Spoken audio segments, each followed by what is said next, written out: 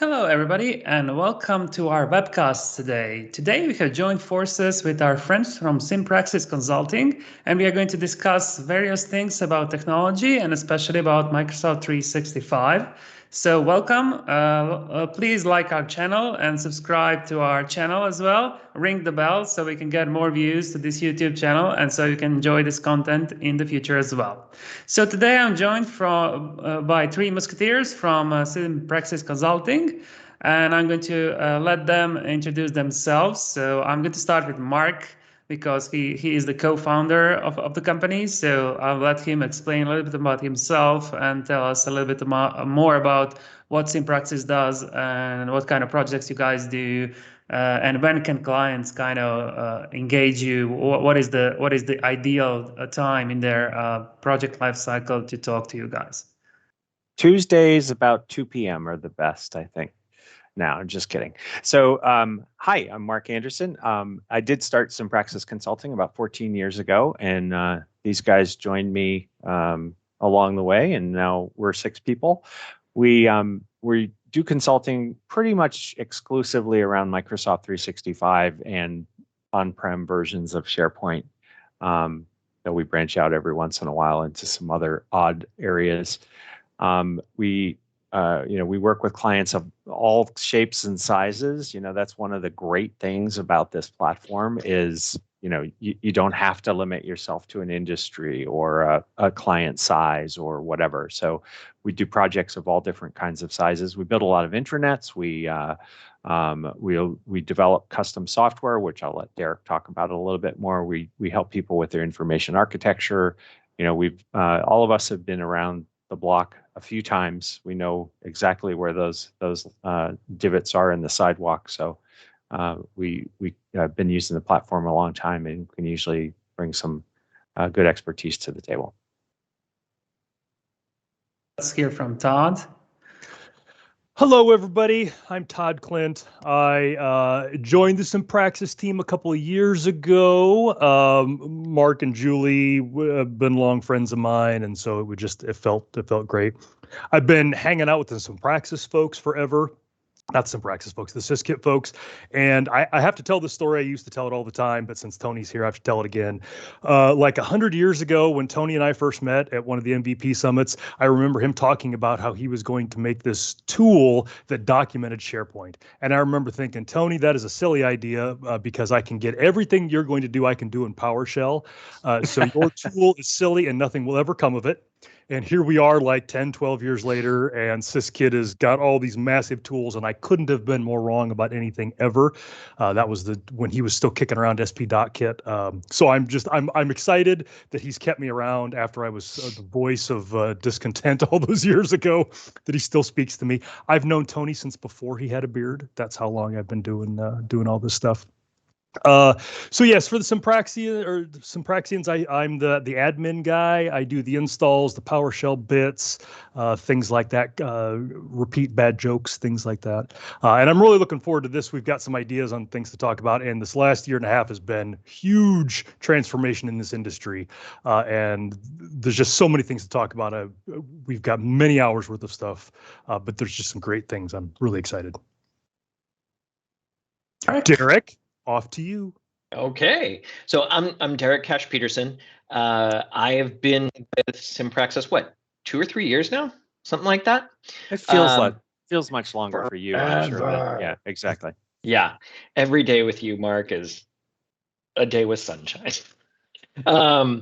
So I specialize in design and branding as well as development. So, when Mark was talking about, building custom software, that's really where I come into play. I'm building Azure functions for folks, helping them automate things, as well as building custom web parts and the like.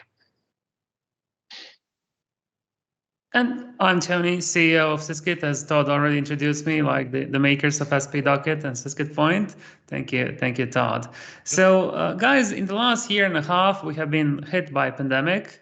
It pretty much changed everything and everywhere. But particularly in IT, we were already adopting many of the things that people used to call that people call new normal or new ways of working. So, for example, in your company, you have been working from home or from remote offices even before that. So I'm guessing the way you work hasn't changed much, and you are pretty much easy to adapt to all the new changes, at least within your own company. Can you share some of your experiences from the last year and a half? What did you do, and how did you adapt as a company to the new normal? Well, Go ahead, Mark. I mean, I think that for us, it really wasn't much of a transition because we do all work from home. So we were pretty good at doing this Teams thing, and making sure that we could communicate well, and maintaining the company culture and all that sort of stuff. It actually changed a lot how we work with clients, though, because for them, not being in their office was weird, and so we're talking to people who are sitting in their living room and not quite sure whether to sit on the couch or the chair. So there was a lot of sort of adjustment there. And then we had clients come to us who were interested in changing the way they work because emergency, right? The pandemic is keeping them from sitting in a conference room together. So how do they use this platform to facilitate that just unexpected and rapid change? So it has been an interesting ride, and I think that we've been able to do some good work with people, but we've had to help some of them along the way just to understand how to do this. Not necessarily a technology thing, but like, how do you have meetings with people when you're not in the room? How do you stay, communicate well? All that sort of stuff. Sorry, Todd, I interrupted you. No, that's fine. So yeah, I've been like these guys. I've been working from home for like the last 10 or 12 years. So I was doing it long before it was cool. And for me, there was a few changes. One of the all the things that Mark said about our customers. Another one is not being able to travel. Like a big part of my job before the pandemic was going to conferences and things like that. And that all dried up immediately. And I miss these folks. Like I miss seeing, people. I haven't been to Croatia now in like 2 years, which just feels like forever. I probably won't even recognize the place when I get back the next time.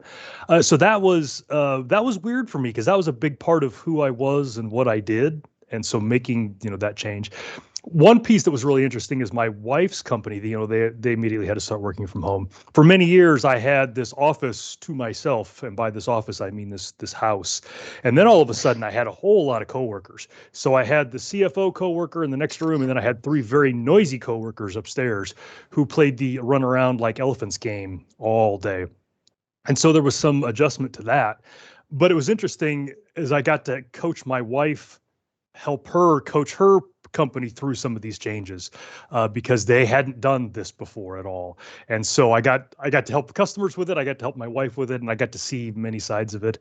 And it's been an interesting way to see how the technology would advance. The other thing that I would say is I went into this pandemic hating Teams a lot because I thought the platform was crap. And so now, a year and a half later, Microsoft's done a lot of improvements to Teams. They've really risen to the challenge. And now I just hate Teams a little. It sucks a lot less than it did a year and a half ago. And I think that's, considering where it started, I think they've made some great progress. But that was one thing I was really impressed with is as we were all shifting so quickly, Microsoft was able to keep cranking things out that people wanted and that helped through this. Yep. It was a really exciting time to be doing what we do. I agree, Todd. I think the biggest, I've been working from home just like you and Mark, but for me it was the sudden advent of all the under 18 coworkers that were now not in school or in remote school, and being IT service in the middle of IT help desk in the middle of the day when Zoom or Facebook or whatever wouldn't work. That was very challenging. But I also think that that sort of rapid adoption also of Teams also led to that innovation point and the extension points that are all really market driven by people actively using the platform, and that's what's been so exciting for me over the last year. Yeah, I did get to Definitely do a agree, lot of yeah. IT support. Like for my wife, I was now her first line of support. Why can't I print? Is the internet down? Those kind of questions. Yeah. Definitely, Todd. I agree with you that Teams really did this great leap, and they added so many new features that now you can really have all these powerful meetings, and it's such a powerful experience where you can really collaborate easily, share stuff, and do these things with just sharing the screens and content, especially for PowerPoint. The new advancements of content sharing are really amazing in the newer version of Teams. Yeah. What do you guys think about? So I as a CEO, I try to inspire myself. I try to learn from the leaders in our industry, Microsoft, Apple, Amazon, Google, and it's really hard to predict, and it's really hard to consume all the new directions coming in from these companies. Say, for example, Microsoft just recently postponed their coming back to the office in the United States to, I think, January now, 2022. Yeah. Apple kind of tried to have people in the office for 2 days a week, but then they also had to postpone because their people were not happy with those decisions. So, how do you feel? What do you think that your clients are going to do, and what's going to be the new format of working, new way of working in the future in the coming years? Yeah, I think most places are moving to acceptance that if it's at all possible, like if you're not physically building widgets, that there's going to be some demand for this. I think folks got a year and a half of working from home and having flexible schedules and all of that, and they're having a really tough time giving that up. And I think where that is not, again, just demanded, like I don't want my surgeon working from home. I'd like him to maybe, come in. But for folks like my wife, she can do her calls and things like that remotely. And I think there's going to be a lot of demand for that. And I think a lot of, like you mentioned with Apple, Apple is famously not listen to anybody. Like Apple's famously said, here's what's going to happen. And they had enough employee backlash that they had to step back on that. And I think there's going to be a lot of that. The other thing I wanted to mention is you had talked about Teams and people using it. I think as we look forward, I think we're going to see kind of a back shift as people grew a lot in Teams. I think the next year or so, folks like us are going to see people wanting to rein that back in and try to figure out too much in Teams, too many teams decisions that weren't made correctly. I think there's going to be a lot of that to be done. I think it's going to be interesting to see how it plays out. I don't know that we can all predict this. I think every company has had to come up with a way to work in this new environment, and I think we'll see a split. Some people will just say, "All right, finally, we're going right back to the way we always did things, plodding along, sitting in conference rooms together, and everything else." And other, I think more. What do you want to call them? Progressive, forward-thinking, adaptive companies, I think will come out of this with a, hybrid is an interesting word, but just a different way of working. They're going to, they have been reevaluating how everything holds together over the last 18 months, and are seeing, gee, you don't have to be sitting right across the hall from me for me to know that you're getting work done. Those of us in this industry have known that that's possible for probably at least 20 years now, but there wasn't general acceptance of it.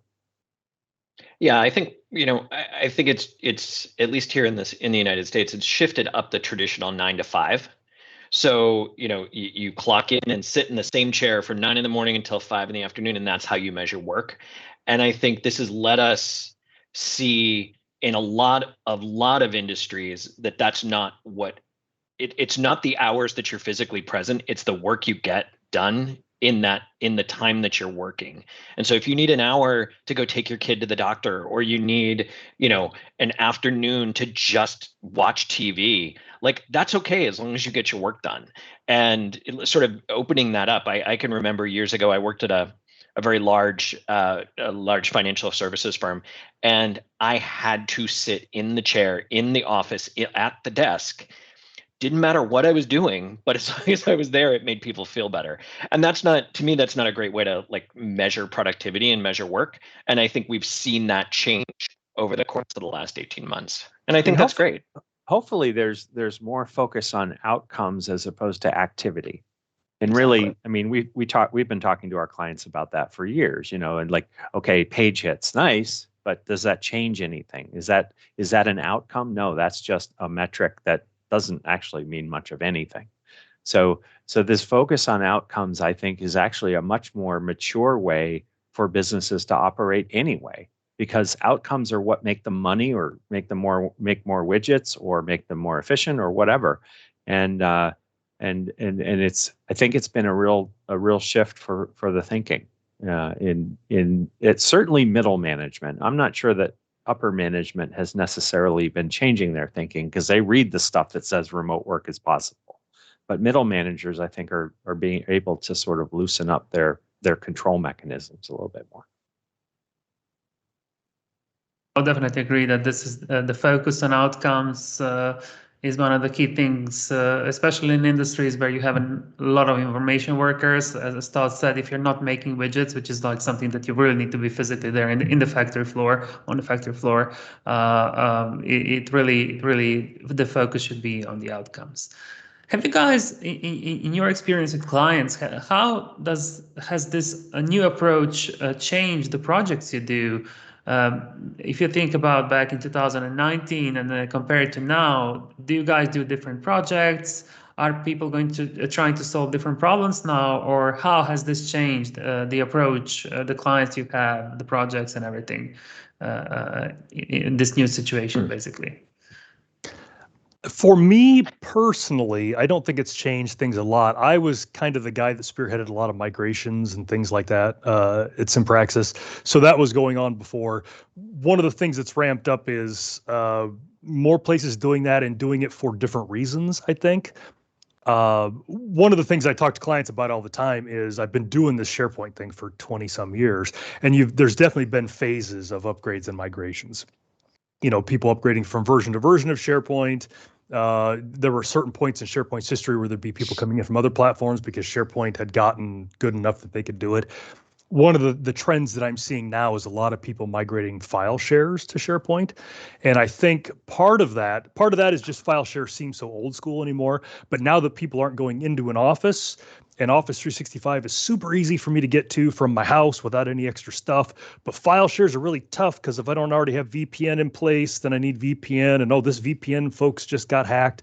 So getting those things into Office 365 makes work easy. So I've seen a lot of file shares to Office 365 migrations happen in the last year and a half. I think part of that's just where we're at in the process, but that was accelerated by not wanting to have to get access to those things that are on-prem.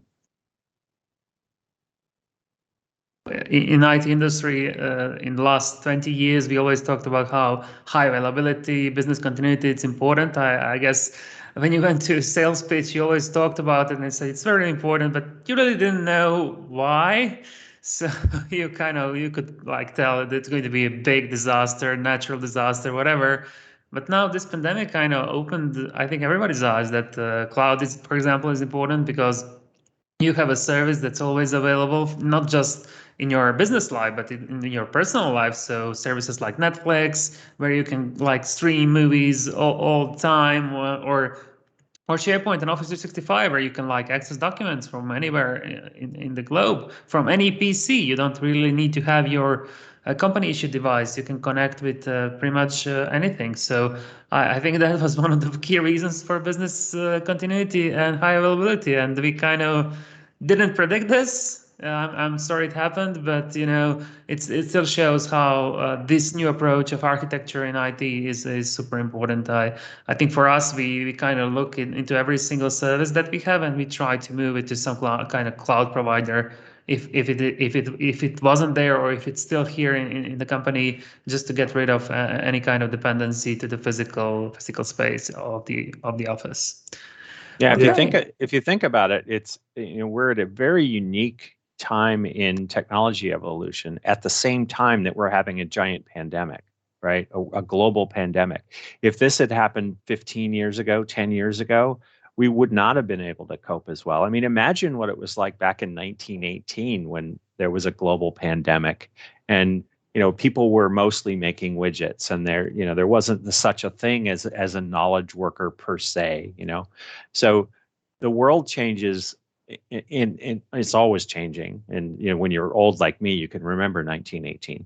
But there's also the fact that the technologies had really started to crystallize around this way of working at the same time that this pandemic started is sort of miraculous if you think about it. It's really sort of a perfect storm in a very positive way. Yeah, I think, and to add to that, something when OneDrive started to stink less, also, I would do sessions on OneDrive, and one of the things that I would tell folks, because mostly my audience is IT admins, I would tell folks, I've been in IT not as long as Mark, because I just haven't. Mark was originally a Fire MVP at Microsoft, and then now he's a SharePoint MVP, but he's been around a while. But I've been in get IT. Into water, it was full. Yeah, it was full. But I've been in IT long enough that I remember when the hardware and stuff that I had at work was the best hardware I had access to. Like when I would get a new work laptop, I would be super excited because it would be the greatest laptop I could touch. And then the iPod and the iPhone and all that stuff came out. And then all started shifting. And then all of these web services, like Toni mentioned, Netflix and all that stuff started coming out to consumers. And the IT, the business stuff kind of fell behind. But what that did was that reset what people's expectations were for work. Because now if I wanted to share a work file with somebody and IT said, no, we don't have any way to do that. I'm like, well, I use Dropbox all the time to share pictures with my mom and my kids. I'll just put it there. And so we knew that this capability existed because we were just submerged in it in the consumer side. And so talking about, like what Mark said, this hit at a time where we could do this and we were ready for it because we had been playing with this stuff on the consumer side. We knew how to do it. And I think this was what it took for the business folks to really adopt that, to kind of follow the workers in. But I think, yeah, we've been poised for this to happen for 10 years now. I think it also sort of helped push organizations that have traditionally been sort of left behind in technology or are always 5 to 10 years behind. Education's a great example. Finance is another example. It really said, oh man, we got to get off of these legacy systems that are on-prem, off of the VPNs and into systems that everybody can access from everywhere. That the fact that that the schools were able to very quickly spin up remote technology, regardless of whether it was Teams or not, they were able to leverage technology to help weather this storm is really impressive. And it speaks to that sort of readiness point. The services weren't available 10 years ago and now they are. The other thing, which I'm sure we'll eventually pivot to, so why don't I pivot to it anyway, is that the control mechanisms around all of this actually had gotten pretty ready for this as well, right? So we need to know, as technology people, are people accessing stuff? What are they accessing? Are they accessing it correctly? Are we able to keep them out of the stuff that they shouldn't access? That the move to the cloud was something 5 years ago that terrified most organizations, and now they sort of get it. And the tools for managing not just user access, but user activity from a regulatory and sort of logistical perspective, which is an area that Syskit does excellent work in, has really matured as well, right? Your tool set coupled with some of the basic stuff that Microsoft 365 gives us means that those organizations that were already in the cloud were able to say, okay, cool. They're not in this building anymore. They're there and there and there and there, and they're in their living room and they're in their their den or whatever, and we can still see what they're up to, like Big Brother stuff, but the information is flowing, that permissions are set correctly, all of that sort of stuff, and they those organizations that were already there didn't have to pivot that part so much. They had to. It's the organizations that have come to us during the pandemic who are like, we have file shares. Oh crap, we can't get to anything. They weren't prepared, and getting them into the cloud has really helped to change the way they operate.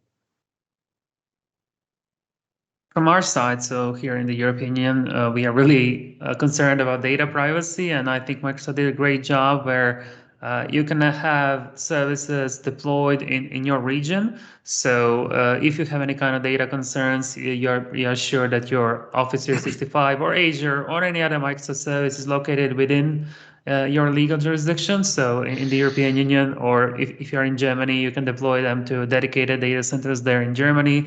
There are many other regions available. I lost count how many different are all over the globe. So it pretty much ensures that it follows the local regulation, and it also solves the problem of data latency and transfers. So as Mark pointed out, today you have many tools out of the box, and I'm sure Todd will remember how hard it used to be to configure some of these background services on premise in the old days. So from audit logs to security and things like that. So those things were really hard and annoying. And Todd mentioned just how OneDrive got better. I remember very early when it was just my site, and people were really concerned about disk space and the amount of storage they have. So you really could not allow people to store a lot of data into my site. And I think just last week I had to do some project, and I kind of synced 50 gigabytes because I can,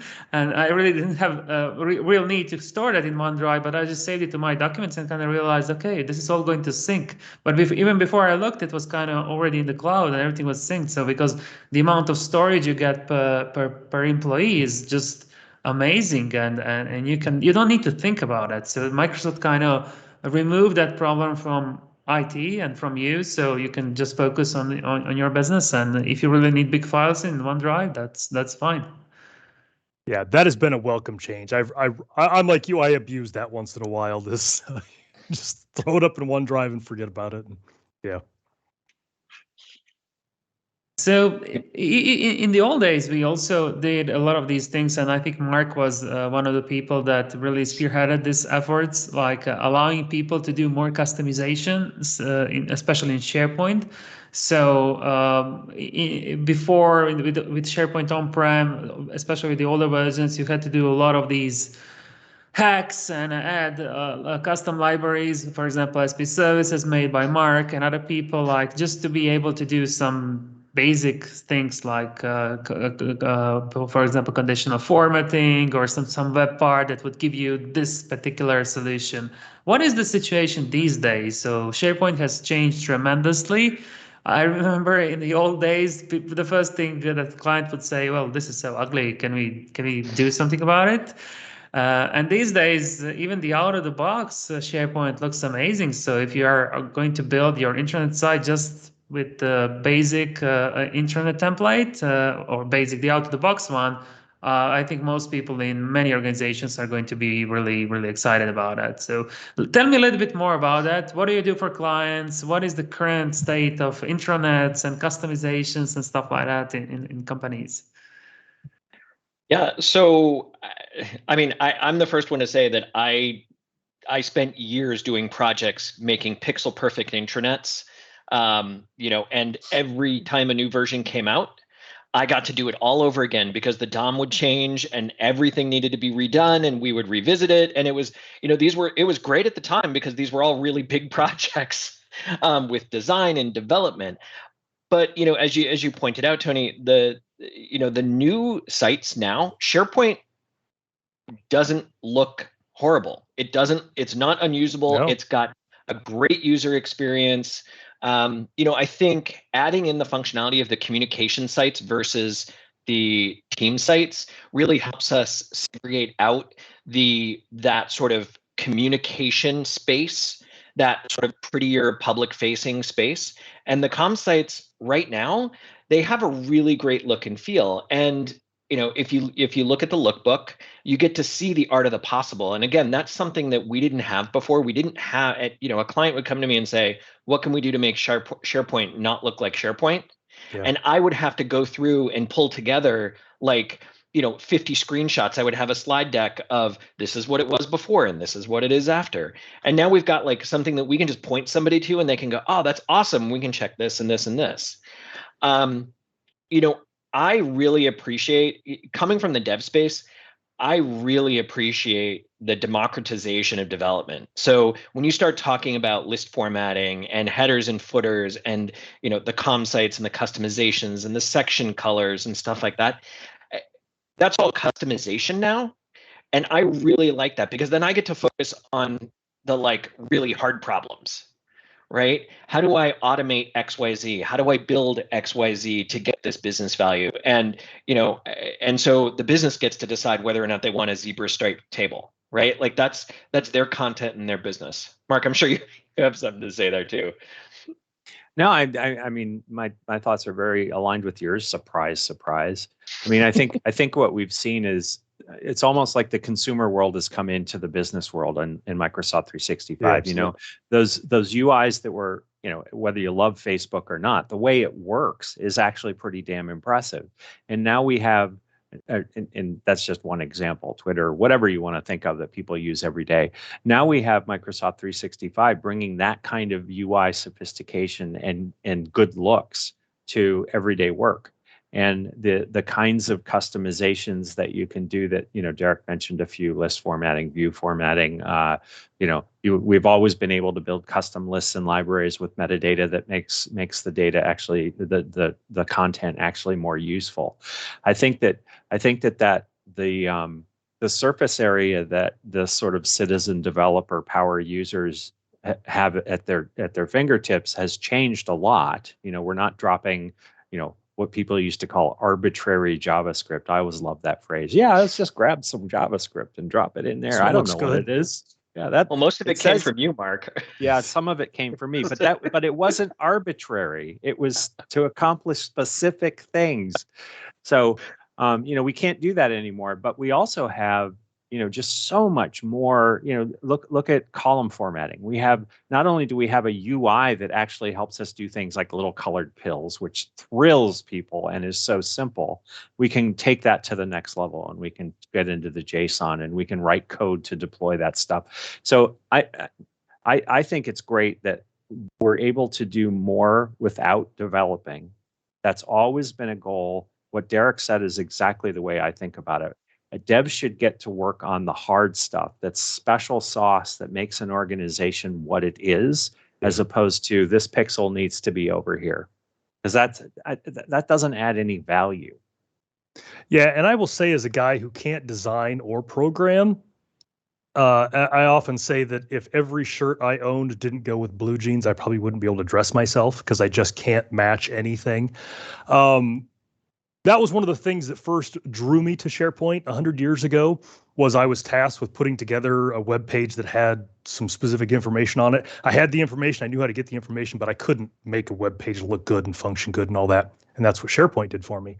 And so as the product has gotten better, that's just gotten easier for me to make stuff that's not deplorable to look at. And Office 365 has really made that a lot of fun to do.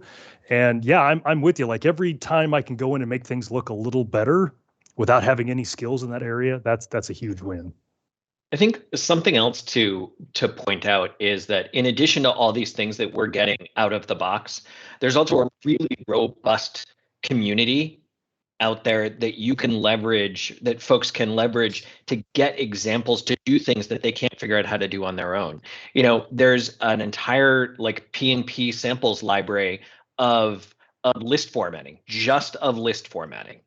And so you can go in and get, honeycombs or temperatures, and all sorts of really great formatting that I couldn't do, because that's not my area of expertise. But you can start to add this, and as somebody that doesn't, for somebody that doesn't know how to do that, they can go in and deploy it, and they get instructions, they understand how to use it, and then they can reach out and ask questions to get answers if they don't.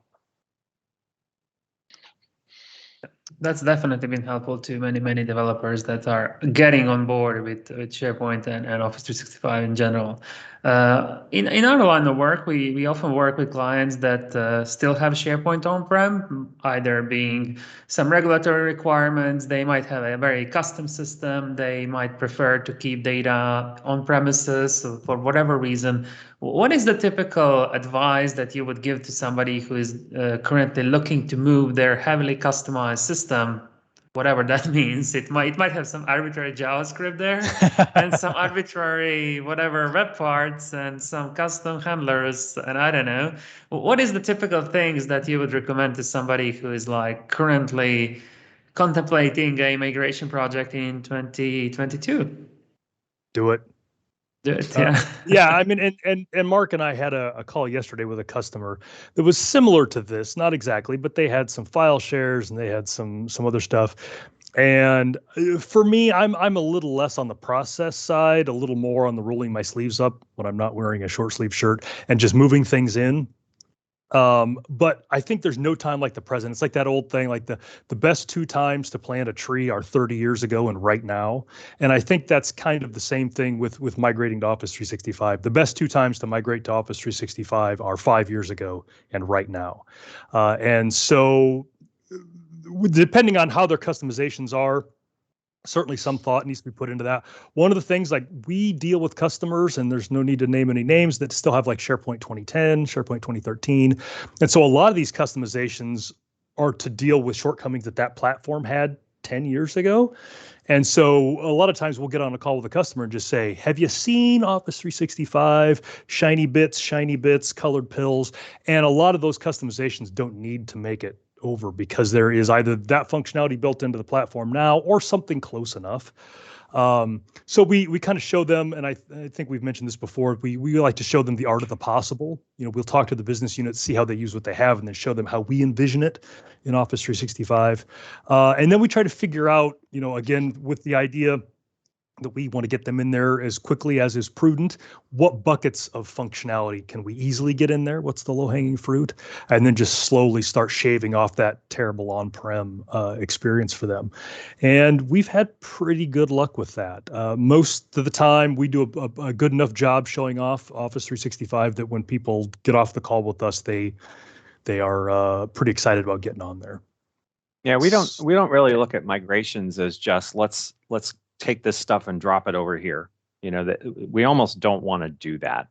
I mean, you can get $30 an hour people to do that, and, you know, good luck to you. I mean, it's every time you do a migration, it ought to be a rethinking or a reimagining of how you're using how you're doing things. You know, is that process still valid? Is that form still working for you? All that sort of stuff.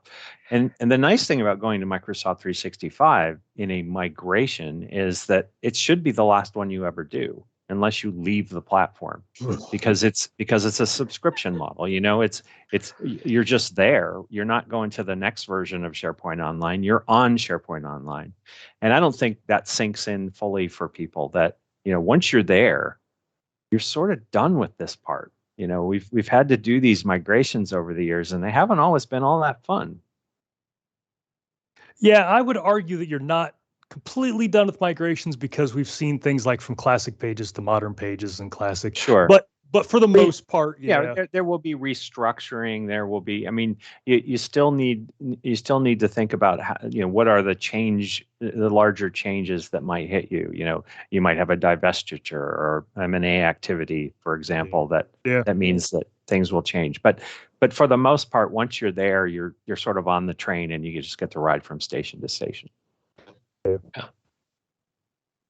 I would just like to invite all our viewers to post their questions in the Q&A box, so we will be able to answer them at the very end. So just type it in, and we will read that to our participants today. So when we talk about about a potential client that has been moved to Office 365, what are the best practices when it comes to how do we secure Office 365? Today, we talk a lot about ransomware attacks, about people losing their entire company data because everything was on a file share and got encrypted, and you need to pay a lot of Bitcoins to get it out, or you may be even not able to do that. So what is the typical things that people should really look in Office 365 to secure the content and to secure their entire tenant in the best practice way? Yeah, I've had a couple of conversations about this recently. So one of them, I was at a place with some other businesses here last week, and one of the people was from a company that deals with some of the stuff after the fact. And I'm not going to mention who it was because I don't want to get this guy in trouble. But his company deals with both the proactive and the reactive side of this, and his stance was it's going to happen. It's just a matter, like, not even just that you're going to get exploited somehow or compromised, but the likely data is going to be encrypted or destroyed in some form or fashion. So his thing was you just have to assume that, make yourself a harder target as best you can, but have a reaction planned ahead of time. And I think that's a little dismal. I mean, he sees the worst of the worst all day, every day. So I think he's a little jaded, but he's not too far from the truth. And so I think that's kind of, I'm adjusting my view on that. So Mark and I, again, were talking to this other customer, and they were coming from a bunch of different platforms, and they had a footprint in Office 365. They were already using it for a couple of things. But I'm like, hey, have you seen Microsoft's ransomware protection? And they're like, no. Does that what? And so part of that's, was us getting to tell them about that. And that's this idea that to some people's chagrin, Microsoft enables versions on everything. And so if the bad guys come in and they do encrypt a bunch of stuff, you can just roll back to before that. You can do it at the site level, so you don't have to do every file. They also have active processes that look for that kind of activity and give you a little bump when that happens. So that's an easy one. Just without even paying attention to what's going on, moving into Office 365 gets you that level of protection. Toni, you mentioned some of my problems, configuring security things and configuring auditing and all that kind of stuff. In Office 365, that's all gone. You got the audit log. If you want more than 90 days worth, you export it out. But even simple things like turn an MFA on. Like I remember 20 years ago, MFA projects were months in the making and tens of thousands of dollars and hardware subscriptions and CapEx and OpEx and all this. In Office 365, it's a checkbox, and then everybody's got it. And the story I was telling this customer was a real story. I've got all my stuff in Office 365, and I was over at a buddy's house a couple of years ago, helping him move a TV and hang it on the wall. And I got an alert that said someone was trying to log into my account. And my reaction was, and I stuck my phone back in my pocket and helped him finish, because I knew I had MFA installed. I knew they weren't going to be able to get in. There was zero risk to any of this. So I'm like, well, when I get home, I'll deal with this. So an hour later, I went in and made sure that they hadn't gotten in. But that's the level of, so all of that stuff is super easy to turn on. Microsoft makes that really, really easy. Yeah, I think it's interesting because people think of like building a new intranet. Well, that's a 3-year project. No, it's not.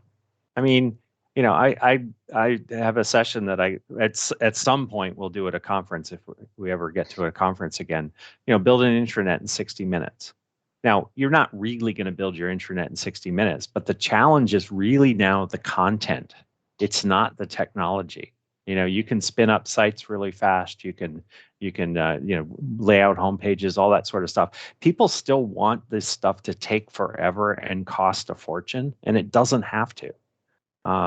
It's almost like, well, wait a minute, shouldn't this last? I mean, like, how can you get this done in this amount of time? It's just the technologies are so much more sophisticated now. Yeah. When it took longer to build it, it gave folks longer amounts of time to generate the content. Yeah, Exactly. you Exactly. bought them some time, yeah.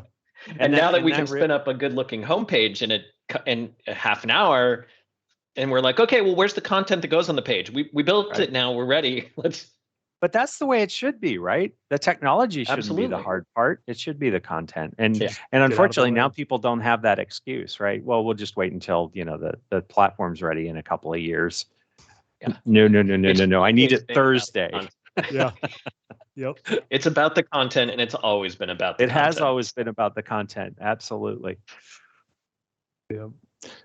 Well, we already mentioned a couple of these things that are available in Microsoft 365, and you get most of these just in the most basic license, E3. There are some additional stuff that you need more premium licenses, but we already mentioned things like OneDrive, Microsoft Teams, SharePoint. Of course, there's Exchange that gives you emails, but what other things do you use out of Office 365, and which of these applications, workloads you found to be very useful for you or your clients? I think the two biggies for us are always going to be, well, maybe not always, but they really are SharePoint and Teams. Yeah. And then there all the adjunct stuff really does come into play, varying based on what they're trying to accomplish, right? Maybe Planner is going to be helpful to help them do it's sort of light project management. Yeah. Derek does a lot of work in Azure, and so does Todd. So I think a lot of the other apps and services sort of become they're almost like servants to the biggies, right? Yeah. I mean, Power Platform, Power Apps, Power Apps, Power Automate, Power BI, PowerShell. all of PowerShell, which in itself isn't a thing that you use except for people like you. But you don't deliver end user solutions to people in PowerShell, Todd, do you? Maybe, Well, maybe once in a while. I would be certain. Don't get me started. No, no. but I think that the ecosystem is just it's incredible. When you think about all of the coverage that it gives you. But it's definitely SharePoint and Teams as being sort of the pillars of what we end up doing most of our work in. And am I missing any? I can't think of any other projects where, I mean, I think those are the two big ones. I think after that, it's about looking at the requirements and what folks are trying to accomplish and leveraging the right tool for that job. Because it might be that you need all-up task management across the organization. You could use Planner, you could use To-Do, you could use Outlook, but you could use an Azure function in a SQL database. But defining what the right solution is, it sits on top of those other things. There are one small that we really like here in Syskit, and that is forms. So if you need to do any kind of survey within the company or a public one, it's so easy to build one. Just send it via email, and people just vote for whatever they're doing. It's so easy to gather information from that, and also Power BI. Even before you had to set up all these data gateways and configure whatever. Now, if your data is in the cloud, you can so easily connect to, I don't know how many connectors they have today, but any major application or REST API can be easily consumed with that. So you build reports, you can have custom visualizations and integrate that with the Teams and SharePoint, whatever. So if you really want to delve into a world of BI, Power BI is today really, really powerful platform. Yeah, and I feel bad that I forgot about Forms, because Forms is definitely one of those things like everybody uses, Google, whatever. Yeah, the Microsoft replacement for that is pretty solid, even for anonymous things or internal things. So yeah, Forms is definitely something people should use more often. Shame on all of us that don't use Forms more. I'm disappointed in each and every one of us. So previously we mentioned that with all this move to the cloud, the new normal with COVID and whatever, there has been a tremendous amount of content being generated, documents, themes, groups, forms, Power BI workspaces, you name it. How do you advise clients to manage all of that? So what do you advise them to look into? What are the best practices? Do you recommend them to go all crazy and create all these things, or they should have some controls in place to kind of curb this mess that's going to become unmanageable at some point? Mark, I think you're muted. Man, we made it 48 minutes into this call before that. Yeah, man, the dog was barking. Whatever. So I think IT's sort of always first activity is always to try to control everything and control everything in sort of the same way. Like let's set up a palisade around everything we've got and let no one in unless they have this special key. And that's just a mistaken approach, right? You really want to think about, well, what are the regulatory, legal, business requirements around each micro piece of your content, your functionality, and how should you secure and manage that stuff? It's like when I've worked in financial services, they treat everything like it's the code running the ATMs. It's like it's just not that important when you've got a document in there that describes when the company party is going to be. It's just not the same, right? So I think that IT folks need to think about and this has been the same story for 30 plus years that I've been working, how to enable people to get their jobs done better. Yeah. And then, how should we control that so that the organization's risk is managed? Yeah. And I think it's most often the other way around. So Yeah. the tools and the tracking and the management and all that stuff is incredibly important. And having the right capabilities to guard against that risk is paramount.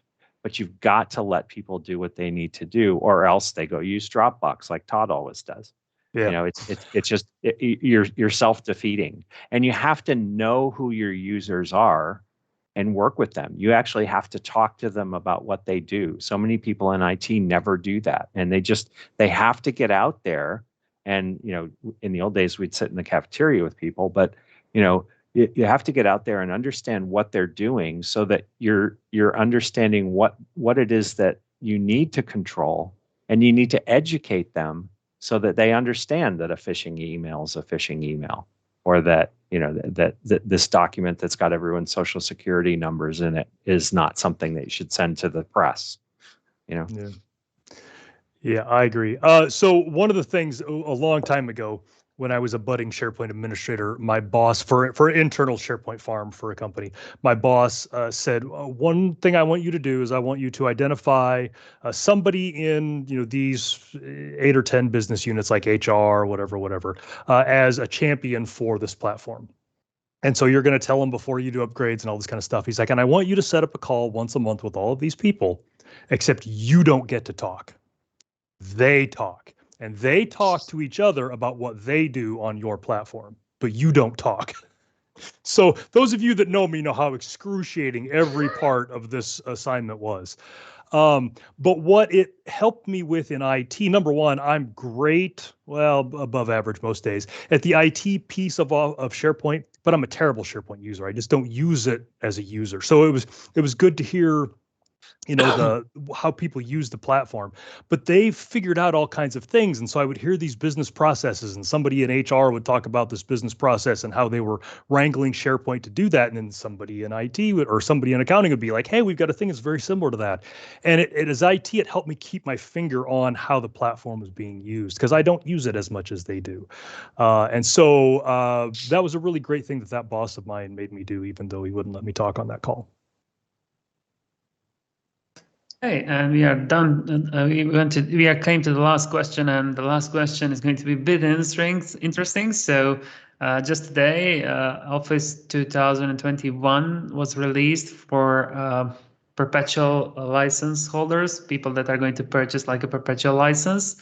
And I guess very soon we will hear that there is a new version of SharePoint. So what can people expect from that? And for people that are going to continue using it as their platform, maybe some final thoughts on that topic.